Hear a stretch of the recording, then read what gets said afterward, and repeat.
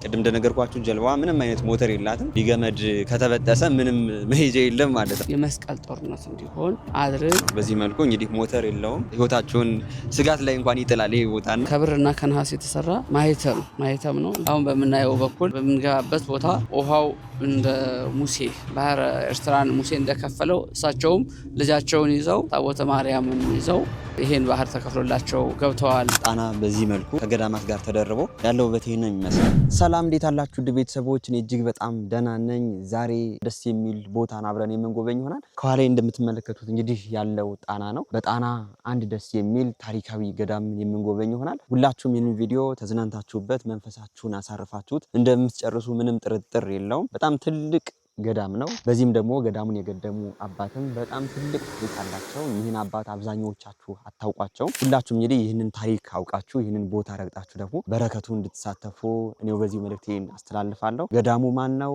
በምንድን ነው የምንሄደው? እንግዲህ የሚለውን ነገር አብረን የምናይ ይሆናል ማለት ነው። እጅግ በጣም ደስ የሚል ውሎን ነው አብረን የምናሳልፈው። ሁላችሁም ይህን ቪዲዮ ላይክ አድርጉት። በጣም ብዙ የእግር መንገዶችን ከተጓዝን በኋላ በዚህ ቦታ ላይ ተገኝተን ቪዲዮአችን የጀመርነው በጣም ተለፍቶበታል። ቻናሉን ሰብስክራይብ በማድረግ ቤተሰብ ሁኑ። ዛሬ አብረን እንጓዛለን።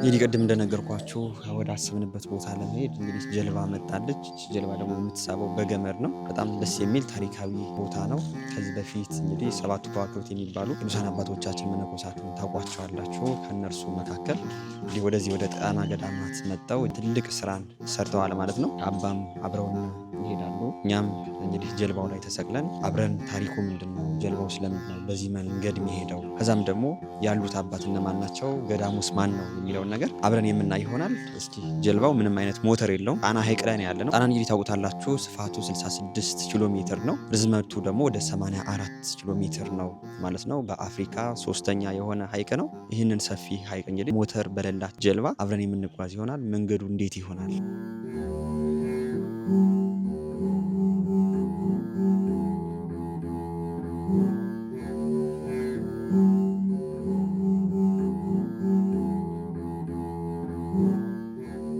አባቶች በዚህ መልኩ እንግዲህ እኛን ወደ ገዳሙ ለማድረስ የሳቡት ይገኛሉ ገመዱን። ቅድም እንደነገርኳችሁ ጀልባዋ ምንም አይነት ሞተር የላትም። እንግዲህ ገመድ ከተበጠሰ ምንም መሄጃ የለም ማለት ነው አይደል? እንደዛ ነው። እስኪ ስለ ጣና ገዳማት አባታችንም የሚሉን ካለ አብረን ከአባታችን ጋር እያወራን ጉዟችን የምንቀጥል ይሆናል። አሁን የምንገኘው እኛ ለጣና ሰሜን ምዕራባዊ የሆነ ቦታ ላይ ነው የምንገኘው።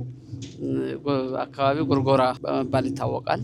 በጎርጎራ ቀበሌ ውስጥ የሚተዳደሩ ገዳማት ናቸው። እዚህ አካባቢ ብቻ 6 ገዳማት አሉ። እነዚህ ከስድስቱ አንዱ እየገባን ያለ ነው። እንግዲህ መዳለዋ አልባብ፣ ብርጊዳ ማርያም፣ ዛቡነ ቶማስ ደሴተ ጣና አንድነት ገዳም በሚል ነው ሙሉ ስሟ የምትታወቀው። እዚሁ ደግሞ በ10 ሜትር ርቀት ላይ አንጋራ ተክለ ሃይማኖት አለ።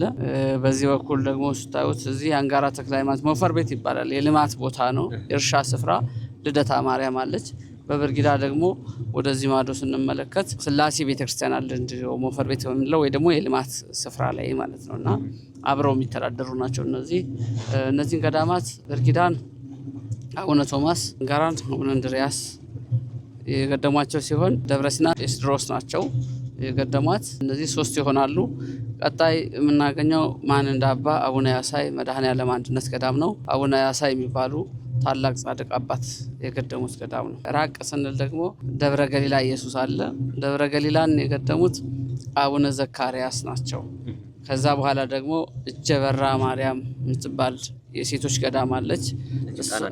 አዎ እዚሁ አካባቢ በዚህ ወረዳ የምትገኝ ማለት ነው። በእኛ አካባቢ ነው። እነዚህ ቁጥሯቸው 6 ይሆናሉ ማለት ነው። በዚህ በምዕራብ ደንቢያ ውስጥ የሚገኙ ገዳማት ወይም በጎርጎራ ውስጥ። ብርጊዳ የአቡነ ቶማስ መሰረቷት ይባል እንጂ መጀመሪያ አቡነ እንድርያስ መጥተው እንደገደሟት ይታወቃልና ለምንድን ነው በአቡነ ቶማስ ብርጊዳ የተሰየመችው?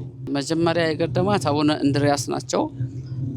ብዙ ዓመትም ኑሮባታል። ከዚያ በኋላ ግን በፈቃደ እግዚአብሔር በእመቤታችን በድንግል ማርያም ትእዛዝ እሳቸው ቦታውን ለልጃቸው ያዕቆብ ለወለዷቸው ለረድ ቶማስ አስረክበው በመሄዳቸው ወደ ዋሻ እንድሪያስ ሄደዋል። እሳቸው በዚህ በጣራ ገዳማ አካባቢ የሚገኝ ዋሻ እንድሪያስ የሚባል አለ በፍራንስ። ወደዛ ስለሄዱ ተጋድሏቸውን እዚህ ስላልፈጸሙ የሚጠራው የእመቤታችንን ፈቃድ የሆነው በእመቤታችን ስምና በአቡነ ቶማስ ስም እንዲሆን ነው። እሳቸው 195 ዓመት እዚሁ ተጋድሏቸው ፈጽመው እዚሁ ቦታ ስላረፉ ቦታው በአቡነ ቶማስ ስም ይጠራል። መልካም፣ በጣም ደስ የሚል ነው። አቡነ እንድሪያስም እንደ ቅዱስ ሙሴ ባህሩ እንደከፈሉት ይነገራልና እስኪ ከዚህ ጋር ተያይዞ ታሪኩስ ምንድን ነው? ብርጊዳ የተባለችው ስሟ ከዚህ ጋር የተነሳ ነው ወይ? እንግዲህ ታሪኩ ሲነሳ ሶስቱ ቅዱሳን አባቶቻችን ገቢረ ተአምር እያደረጉ ህዝቡን እያስተማሩ ያላመነውን እያሳመኑ ያልተጠመቀውን ያጠመቁ ተጠመቀውን ደግሞ በእምነቱ እንዲጸና እያደረጉ ሲመጡ ሶስቱ አባቶቻችን ዋዋ ኪዳነ ምሕረት የምትባል ቦታ አለች። እዛ ሲደርሱ ጸበል አፍልቀዋል። ያፈለቁበት ምክንያት ምንድነው? ረር ቶማስ የሚባለው አቡነ ቶማስ ብለን የምንጠራቸው አባት ማለት ነው። እሳቸው ማሽን ላይ ይጠብቁ ነበር። ማሽን ላይ እየጠበቁ እያለ ቆርጠህ ብላን እሸት ብለዋል። እንግዲህ በስጋዊ ረሃብ ይራባል ማንም ሰው፣ ስጋ የለበሱ ስለሆኑ ብዙ ቀን የእግር ጉዞ ተጉዘዋል። ከዚህ የተነሳ ያንን እሸት ቆርጦ ለመስጠት ለጋ ነው፣ እንጭጭ ነው፣ ገና አልደረሰም ብሏቸዋል። ቆርጠህ አምጣልን ብለው አምጦላቸው አቡነ እንድሪያስ ሲባርኩት የዕለት እሸት ሆኗል፣ የደረሰ እሸት ሆኖላቸዋል። ያን ተመግበው በል ውሃ አምጣልን ብለውታል። እሺ ብሎ አልሄደም። እሱ ውሃው ሩቅ ነው፣ ጣና ነው፣ ከዛ ውጭ ውሃ የለም። ትቼው ሲሄድ የሰማይ አዕዋፍ የምድር አራዊት ይበላብኛል ማሽላውን፣ ስለዚህ እንዴት ልሄድ እችላለሁ ሲሉት ውሃ የሚሰጥ ከእግዚአብሔር ነው ታዘዘን አሉት ይላል። እሱ የሚጠጣበትን ቅል ይዞ 2 እርምጃ ተራምዶ 3ኛ እግሩን ሲያነሳ ውሃ ከእግሩ ስር እንደፈለቀለት ይነገራል። በልውሃ አምጣልን በሚል ስም በልውሃ ትባላለች እስካሁን ድረስ ማለት ነው። አዎ ከዛ በኋላ መጣው እዚህ ምስራቅ አሁን ስላሴ የተሰራበት ቦታ ላይ ለ40 ቀን ሱባኤ ይዘው ቦታ እንዲሰጣቸው እግዚአብሔርን ለምነው ሁሉም ወደ የቦታቸው እንደሄዱ ይነገራል። እሳቸው ሽማግሌና አካለ ጎደሎ ወይም ደግሞ አንድ አይናም ስለነበሩ አቡነ እንድሪያስ በዛ ምክንያት ረር ቶማስ ከእሳቸው ጋር እንዲቆይ ተደርጓል። እሳቸው ታቦተ ማርያምንና መስቀል ይዘው መጥተዋል ከደብረ ሊባኖስ አቡነ እንድሪያስ። ያን ይዘው ጸሎተ ማርያም ደግሞ አሁን በምናየው በኩል በምንገባበት ቦታ ጸልየው ውሃው እንደ ሙሴ ባህረ ኤርትራን ሙሴ እንደከፈለው ህዝበ እስራኤልን ከፍሎ እንዳሻገረው ታቦተ ጽዮንን ይዞ እሳቸውም ልጃቸውን ይዘው ታቦተ ማርያምን ይዘው ይሄን ባህር ተከፍሎላቸው ገብተዋል። እንድሪያስ ከፋሌ ባህር ዳግማዊ ሙሴ ተብሎ ይነገራል። እንድሪያስ ባህርን የከፈለ ዳግማዊ ሙሴ ናቸው ተብሎ ገድላቸው ይነገራልና በዛ እንደገቡ ታሪካቸው ይነገራል ማለት ነው። በጣም ደስ የሚለው እንግዲህ ቅዱሳን አባቶቻችን በዚህ በጣና ገዳማት እጅግ በጣም ብዙ የሆነ ታሪክን አሳልፈዋል። በዚህ መልኩ እንግዲህ አብዛኛዎቻችሁ የማታውቁት እንደ ቅዱስ ሙሴ እንግዲህ ባህር የከፈሉ አቡነ እንድሪያስ እዚህ በፊት ታሪካቸውን ሰምታችሁ አታውቁም ብዬ አስባለሁ። እንግዲህ መንገዳችንን በጣም ብዙ ርቀት ነው የመጣ ነው። እንግዲህ አባታችንም በዚህ መልኩ እየሳቡልን ይገኛሉ። ከዚህ በፊት ተበጥሶ ያውቃል አባታችን ገመድ? እንዴት ነው ታዲያ የምትወጡት? ሌላ ገመድ ቀይሮ መጣጣ አያሰጥም ወደዚህ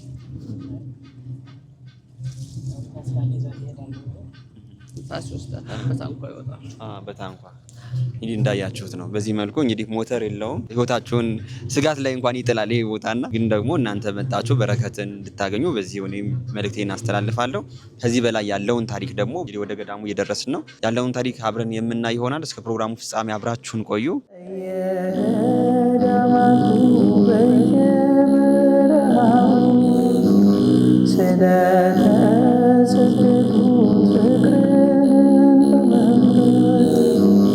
የዓለም ውዳቂ ስለ ፍቅር ሲሉ ክብራቸው ትተው እግዚአብሔር ወይ ማረን፣ እግዚአብሔር ወይ ማረን። እንግዲህ የገዳሙ ደሴት ላይ ደርሰናል። በምን መልኩ በዚህ ጀልባ እንደመጣን አይታችኋል። እንደው ከአባ ጋር እያወራው ስለነበር ነው እንጂ እጅግ በጣም ፈርቼ ነበር። እንዲህ እግዚአብሔር ፈቅዶ ቦታውን ረግጠናል ማለት ነው። ወደ ውስጥ ገብተን ደግሞ ቦታው ገዳሙ ምን ይመስላል፣ የእሳቸውስ ታሪክ በሰፊው እንደው አባቶቻችን ይነግሩናል።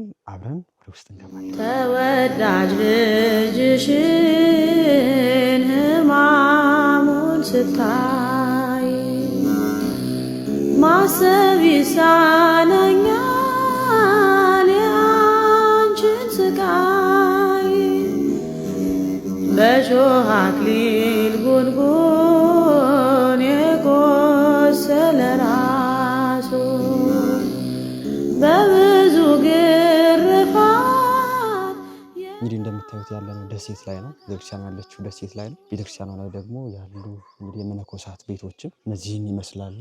አሁን ላይ ወደ ቤተክርስቲያኑ እንገባለን ማለት ነው። ልኪ ነፍሳተ ሶባራየኪ በእሳተ ኩነኔ ዘሃሙ ማርያም ትብሊ በንቲ አዎሙ ቅትለነ ለቤዛዎሙ ሰላም ለኪ በአሳእንኪ ማየዛስተይኪዮ ለጽሙ ከልበ ገዳሟ እንግዲህ ትመስላለች። ብርጊዳ ማርያም ትባላለች። እንግዲህ ብርጊዳ ማርያም የተባለችበት ዋና ምክንያት ምንድን ነው? መቼ ተመሰረተች? ውስጧስ ምን ይመስላል? የሚለውን ነገር አብረን ገብተን ድንግል ሆይ ወደ እኔ ትመጪ ዘንድ እንዴት ይሆናል?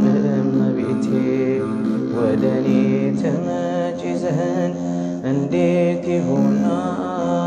ደካማ ነኝ እኔ ምግባሬ ጎለኛል።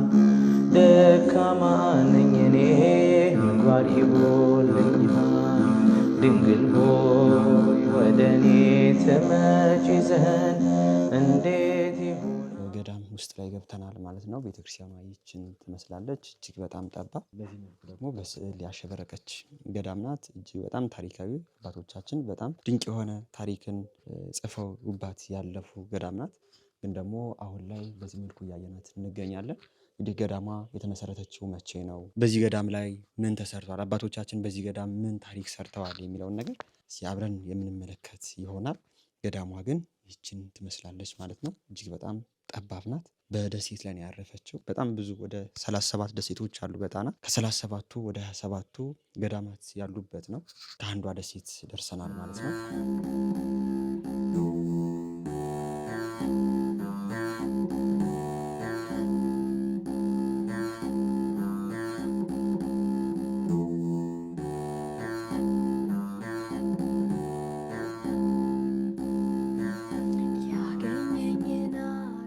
ይህች ገዳም የተመሰረተችው በአፄ አምደ ጽዮን ዘመነ መንግስት በ1314 ዓመተ ምህረት ነው።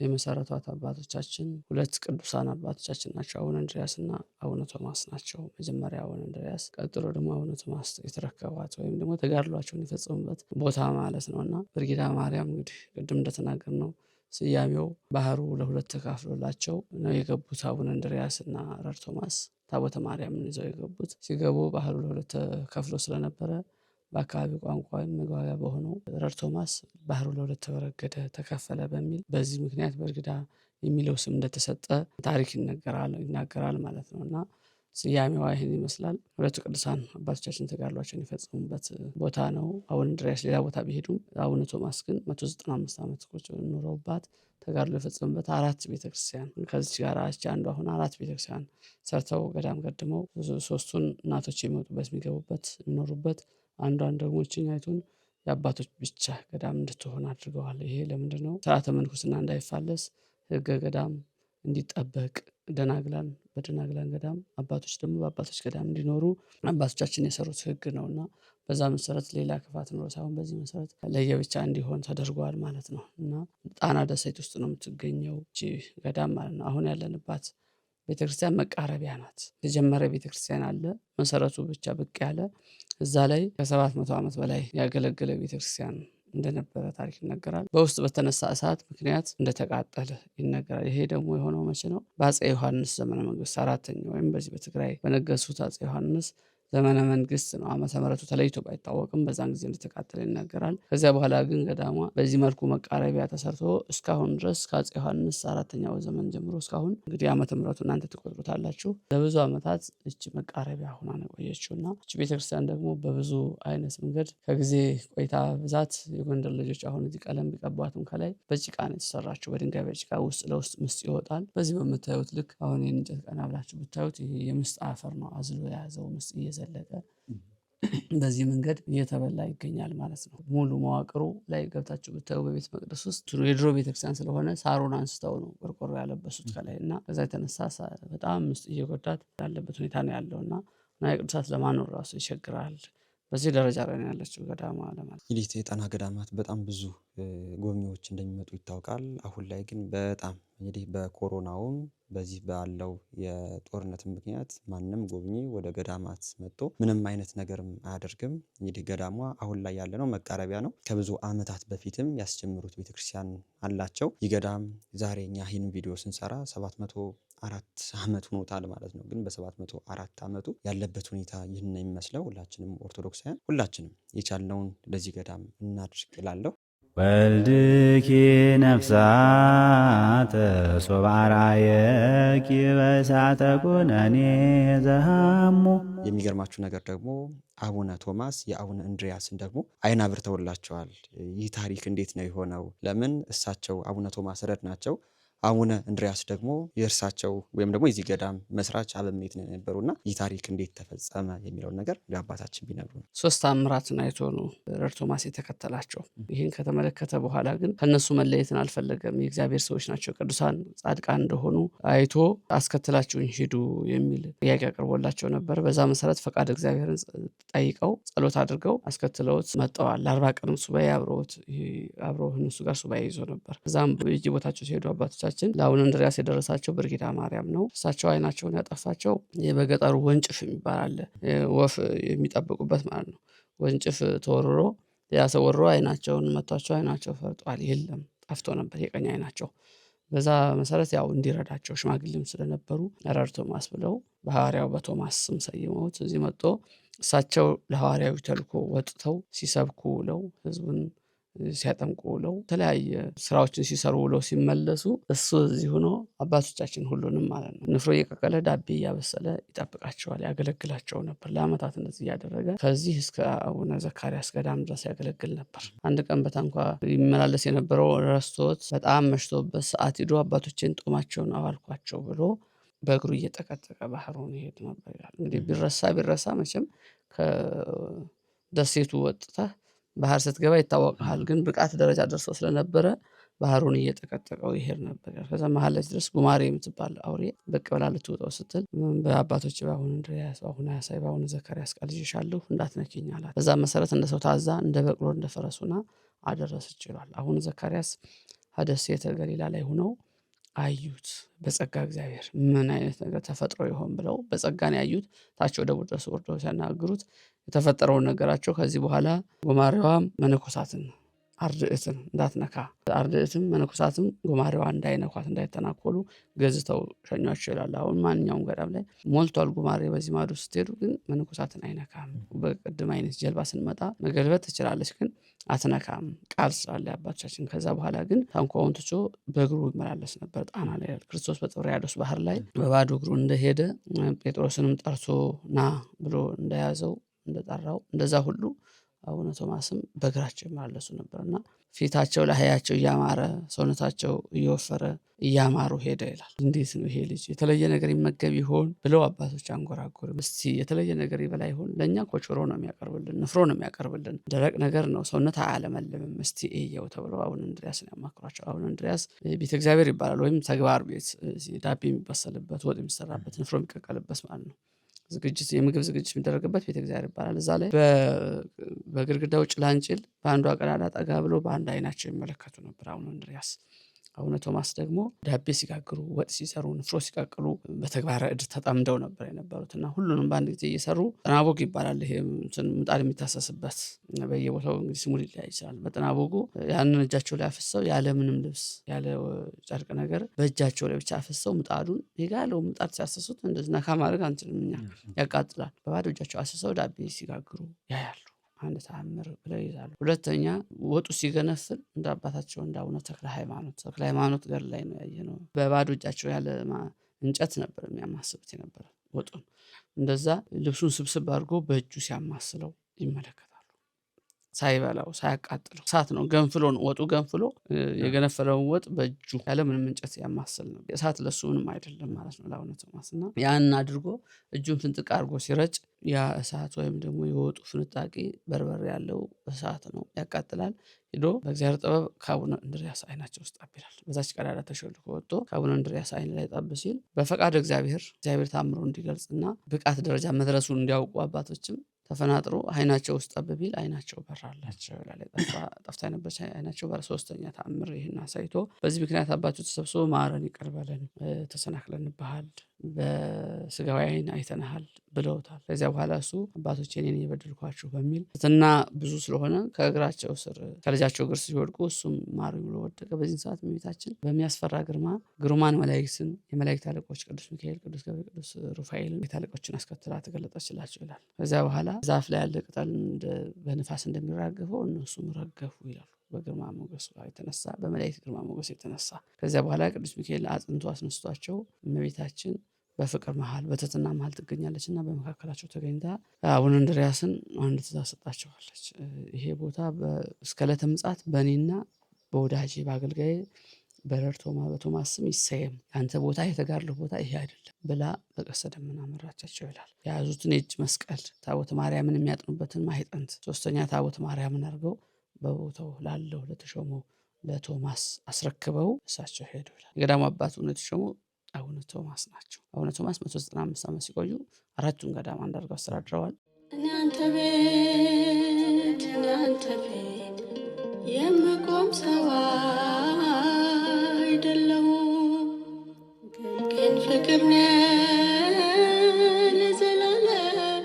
በአንድ ቀን ሌሊት እዚህ ጸሎተ ዕጣን ሰዓታት ቆሞ ጸሎተ ዕጣን አድርሰው አጥነው በእግራቸው ማለት ነው የተመላለሱ አሁን ጣና ገዳማትን አንጋራ ተክለ ሃይማኖት ጸሎተ ቅዳሴ አድርሰው ገሊላ አቡነ ዘካርያስ ገዳም ገሊላ ኢየሱስ ደግሞ ስርዓተ ቅዳሴ አድርሰው መጨረሻ ላይ ምዕራገ ጸሎት የሚባለውን ኪዳን ማን እንደ አባት አቡነ ያሳይ መድኃኔዓለም ገዳም ያደርሱ ነበር። በአንድ ቀን ሌሊት አራቱን ገዳም አጥነው ኪዳን፣ ጸሎተ ቅዳሴ፣ ጸሎተ ወንጌል ማኅጠንት ያደርሱ ነበር። ምዕራገ ጸሎት የሚያደርጉ ግን መንዳባ ላይ ነው። በዚህ መሰረት አቡነ ቶማስ 195 ዓመት ኑረው ይህንንም አንጋራ ተክለ ሃይማኖትንም ደብረ ሲና ማርያምንም በአንድ ላይ ያስተዳድረው እንደነበረ 195 ዓመት እድሜያቸው ነው። 4 ገዳም ገድመው ጫንቋ ልደታ ላይ እንዳረፉ ታሪክ ይናገራል። የእናቶች ገዳም ነው። ለእናቶች መጽናኛ እንዲሆን እዛ ልደታ ማርያም ላይ እንደተቀበሩ ታሪክ ይነገራል። ከዛ ከ14 ዓመት በኋላ ሰው ቦታው ላይ የሚኖሩ እናቶች ባለመኖራቸው አባቶች ጸሎት ሱባኤ ይዘው ከ14 ዓመት በኋላ አጽማቸውን አፍልሰው ሰኔ 21 ቀን የሚከበረው እዚህ ቦታ ላይ ክብረ በዓሏ እመቤታችን ቢሆንም አጽማቸው የፈለሰበት ነው። ጥር 21 ረፍታቸው፣ ሰኔ 21 ደግሞ አጽማቸው ፈርሶ ልደታ እዚህ ብርጌዳ ማርያም አሁን የተጀመረው ቤተክርስቲያን ውስጥ እንደተቀበረ ይነገርላቸዋል። ቤተክርስቲያኑ ሲታደስም አጽማቸው ወጥቶ ዕቃ ቤት ይገኛል። አሁን ባለበት ደረጃ ማለት ነው።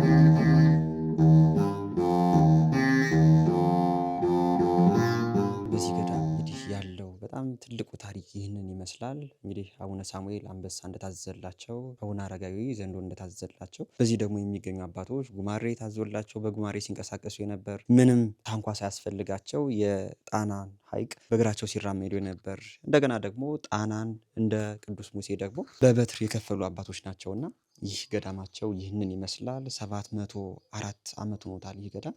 እንግዲህ ገዳሙ ያለውን ነገር አሁንም ቢሆን ዞር ዞር እያልን የምናይ ይሆናል። እናንተም ይህንን ቦታ ረግጣችሁ የበረከቱ ተሳታፊ እንድትሆኑ በዚሁ እንግዲህ እኔም መልእክቴን አስተላልፋለሁ።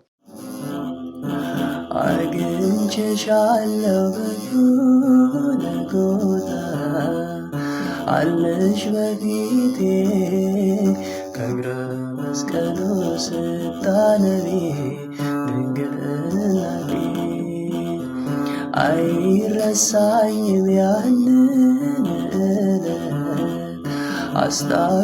አስታውሳለሁ ልጅሽ ተሰቅሎ አንቺ አልቅሰሽ እኔ ጽናናለሁ። በከፊልም ቢሆን ለእናንተ ለማሳየት እዚህ ገዳም ያሉ ቅርሶችን የምናይ ይሆናል። አባታችን እዚህ ገዳም ብዙ ቅርሶችም እንዳሉ ይነገራል። ግን ዛሬ ለተመልካቾቻችን በጥቂቱም ቢሆን ሊያሳዩን ያመጡትም መጽሐፍም ሌሎችም ነገሮች አሉ። እስኪ እነርሱን እሳቸው ያስጎበኙናል።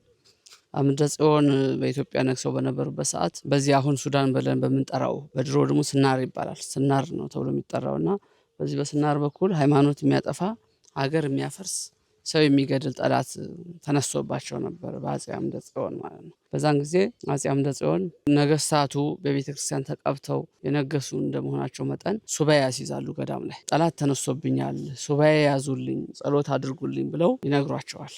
ለአባቶቻችን ሲነግሯቸው ለአቡነ ቶማስ ነግሯቸዋል። ከዚያ በኋላ አቡነ ቶማስ እዚህ ገዳም ላይ ንጉሱም ሰራዊቱ በውጭ ሰፍሮ ንጉሱም አቡነ ቶማስም የገዳማቱ ገዳም ውስጥ ያሉ መነኮሳትም ሁሉም ለ3 ቀን ሱባኤ ታውጀው ሱባኤ ይዘዋል። አቡነ ቶማስ ለእግዚአብሔር ቅርብ ስለነበሩ የእግዚአብሔር ማደሪያ ስለነበሩ አባቶቻችን እለቱን የጦርነቱ ሁኔታ ከመጀመሪያ እስከ ፍጻሜ ያለው ነገር እለቱን ተገልጦላቸዋል። ከዚያ በኋላ ግን እለቱን ቢገለጥላቸውም ሱባኤ አውጀው ስለነበር 3 ቀን ቆይተዋል። ሰይፍህ ላይ መስቀል እያደረግ ጦርነቱን የፈረሱ ግንባር ላይ መስቀል እያደረግ የመስቀል ጦርነት እንዲሆን አድርግ። በ3 ቀን ድል አድርገህ አገርህን አስከብረህ ድንበርህን አስከብረህ ንጉሱን ድል አድርገህ ትመለሳለህ ብለው ነግሯቸዋል። ከመቤታችን በሰሙት መሰረት በዛ መሰረት ሲሄዱ እሳቸው ስለት አድርገው ነበር። ድል አድርጌ ከተመለስኩ የጸብት እቃዎችን ወይም የጦር እቃዎችን ለዚች ገዳም አበረክታለሁ ስለት ይሁንብኝ ብለው ሄደው ነበር።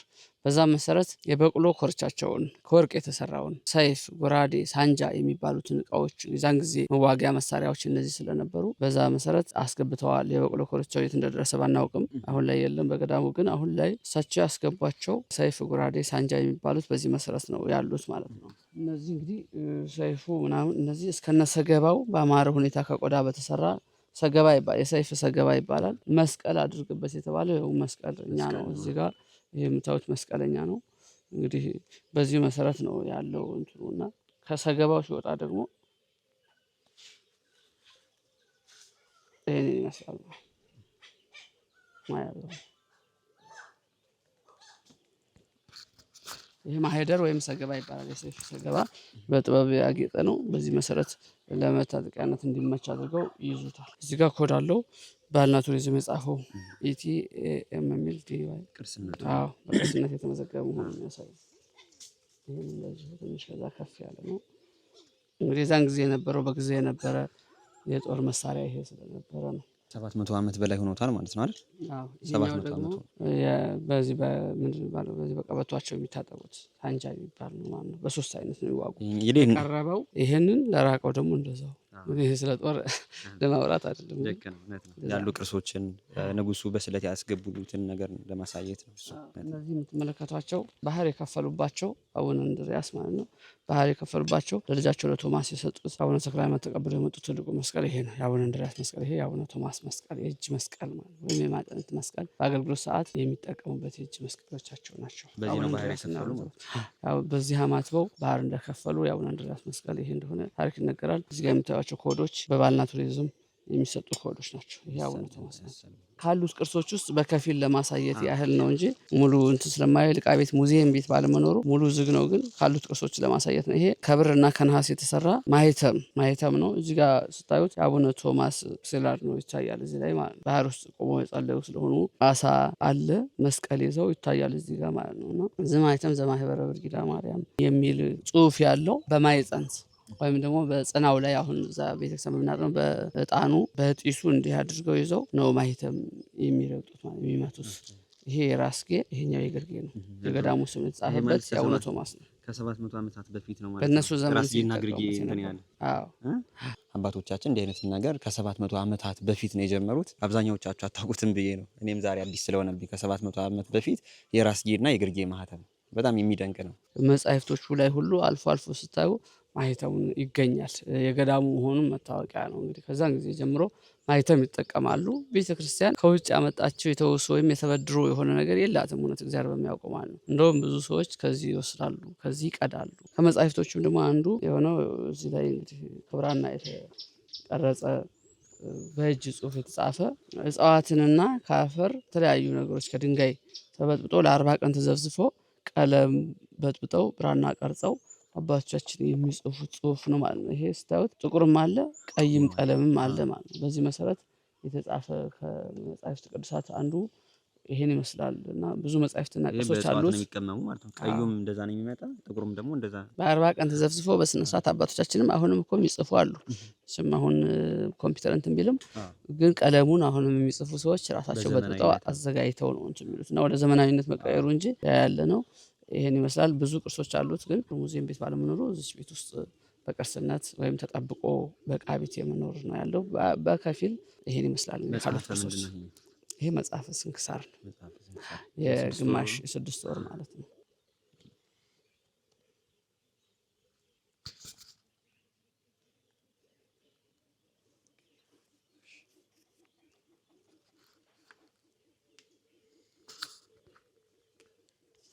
ብርጊዳ ገዳም ያሉ ቅርሶች እኒህን ይመስላሉ። እንግዲህ ነገስታቱ በስለት ያስገቡት ሰይፎች፣ ሌሎችም ደግሞ እነ አቡነ እንድሪያስ ባህር የከፈሉበት መስቀል፣ ሌሎች ስንክሳሮች፣ ሌሎች ቅዱሳን መጻሕፍትም በዚህ በብራናነት በቅርስነት በዚህ ገዳም ይገኛሉና ገዳሟ የራሷ ሙዚየም ስለሌላት እነዚህ ቅርሶች ዝም ብለው በአንድ ላይ ተቀምጠው ያሉ ናቸው እንጂ ጎብኚ መጥቶ ለመጎብኘትም ቦታ የተዘጋጀላቸው አይደለም።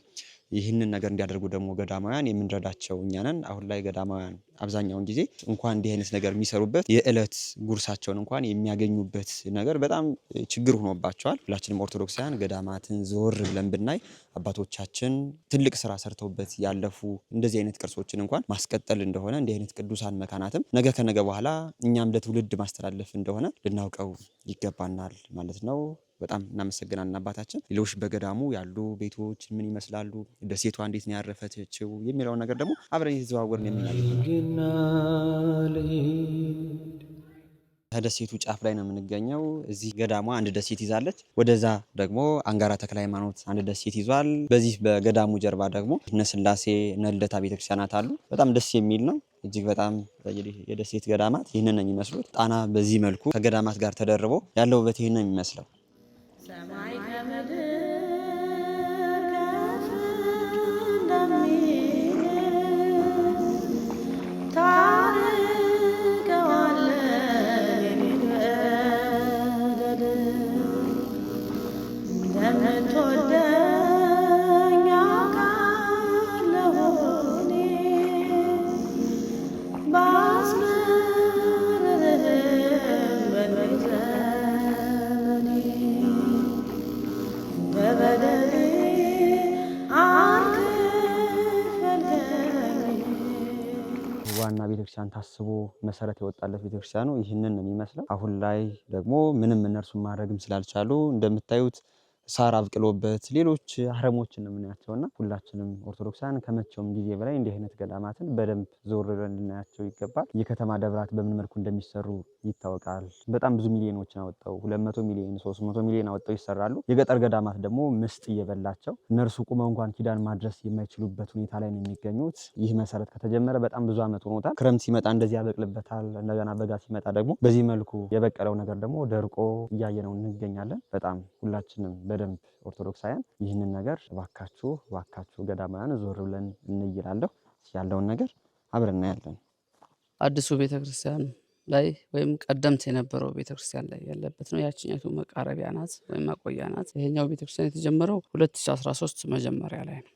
2013 አሁን ወደ 5-6 ዓመት እየሆነው ነው ማለት ነው። 2018 ጋር ወዲያው እንደተጀመረ አብይ ጾም ምናምን ተሰራ አቆመ። እንግዲህ የጀመረው አንድ ባለ ተስፋ ወንድማችን ነው። ከዛም በተለያየ ፈተናዎች ምክንያት ያው ፍጻሜውን ለመጨረስ አልቻለም። እዚህ ደርሶ ነው የምታዩት። ይሄን ይመስላል። ኮሎኖቹ ብቅ እንዳሉ መሰረቱ እንደተጀመረ ይሄ ግራውንድ ነው። መጀመሪያም ይሄ ግራውንድ የነበረ ነው። አባቶቻችን አጽም ቅድም ያልኳቸው አቡነ እንድርያስ አቡነ ቶማስ አጽም የነበረ እና ልጆቻቸው አጽም የነበረበት ግራውንድ ነበር የነበረው። በጭቃ ቢሰራም ግራውንድ ነበረው። በዛ መሰረት ነው። እኛ ከዛ አላሰፋንም አላጠበብንም። ቤተክርስቲያኑ በዛው በነበረው እነሱ በሰሩት በጭቃ ቤተክርስቲያን ቢሆንም እነሱ በሰሩት መሰረት ላይ ነው የወጣ ነው ማለት ነው። ቅኔ ማህሌቱም በረንዳውም ቅድስቱም መቅደሱም እነሱ በሰሩት መሰረት ላይ ነው ተንተርሰን የተነሳ ነው እና ግራውንዱ የእሳቸው መቃብር የነበረ ስለነበር አሁንም መልሶ መስራት ስላለበት ግራውንዱ በዚህ መልኩ ተሰርቶ ታዩታላችሁ። ያው መሰረቱን ዙሪያውን ተጀምሮ በጅምር ሁኔታ ያቀረበት እንግዲህ አንድ ሰው ነው ያስጀመረው።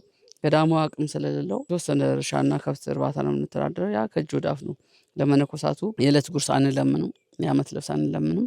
ከዛ ውጭ ግን አልፎ ቤተክርስቲያን ለመስራት ግን አቅሙ ስለማይፈቅድ በአቅም ማነስ ምክንያት ያው እንግዲህ ወደ 6 ዓመት ሆኖታል ማለት ነው። መልካም እንግዲህ አባታችን እንደሰማችኋቸው ነው። እንግዲህ የበቀለው አረም እንኳን ያው አይታችሁታል እስከላይ ነው የደረሰውና እንዲያው ባካችሁ አባቶቻችን በጣም ብዙ ታሪክ በዚህ ገዳም ላይ ሰርተዋል። በጣም ብዙ ተአምራትን አድርገዋል። ይህንን ገዳም ሁላችንም ዞር ብለን አይተን እንዲያው የአባቶቻችን የሰሩትን ታሪክ ልናስቀጥል ይገባል እንጂ እነርሱ የሰሩትን ታሪክ እነርሱ ያቆዩልንን ቦታ እናጠፋው አይገባም እላለሁ። በጣም ብዙ አባቶቻችን በዚህ ገዳም ይኖራሉ። የህንፃ ሁኔታ ይህንን ነው የሚመስለው። ሁላችሁም ኦርቶዶክሳውያን ይህንን ገዳም ማገዝ የምትፈልጉ ይህ የገዳሙ አካውንት ነው። የአባታችንም ስልክ ታች አለ። ደውላችሁ እሳቸውንም ገዳሙንም በዚህ መልኩ ማገዝ ትችላላችሁ እላለሁ። ቅትለነ ለቤዛዎሙ ሰላም ለኪ በአሳእንኪ ማየ ዛስተይኪዮ ለጽሙ ከልበ ከመ ተራህርኪ ቅድመ ማርያም ርግብ ተራህርሂ ለቤዛ ሕዝብ ሰላም ለኪ ማርያም ጸግዊ ለደቂቀ ዛቲ። ገዳም ወጠን በመጣንባት ጀልባ ልንወጣ ነው። እንግዲህ የመጣንባትን ጀልባ አይታችኋል። አሁን ደግሞ የሚሾፍራት እኔ ነኝ። እንግዲህ እንዴት ነው ሾፋፈሬ ልታዩት ነው። ትገለብጠናል።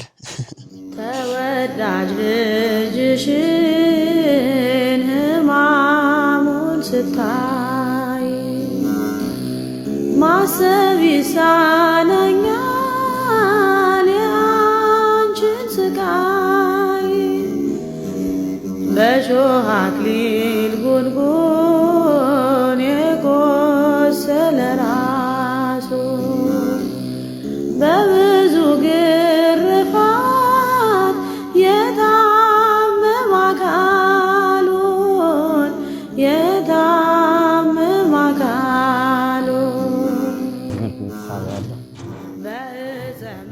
ገመዱ ወደዚህ። የዛሬው የጣና ደሴት ጉዟችን ከጉብኝት ባለፈ ትልቅ ትምህርት የሰጠኝ ነበር። ወደዚህ ጥንታዊ ገዳም ለመድረስ የተጠቀምነው መንገድ የተለየ ነበር። ሞተር በሌለው ጀልባ በገመድ እየተሳብን በዝግታ በውሃው ላይ ተንሳፈን ይህንን ድንቅና ሰላማዊ ጉዞ ከእኔ ጋር አብራችሁ ስለተጓዛችሁ ከልብ አመሰግናለሁ። ሁላችሁም ይህንን ቪዲዮ ከወደዳችሁት ላይክ አድርጉ። ስለ ቻናሉም አዲስ የሆናችሁ ሰብስክራይብ በማድረግ ቤተሰብ ሁኑ እንላለን።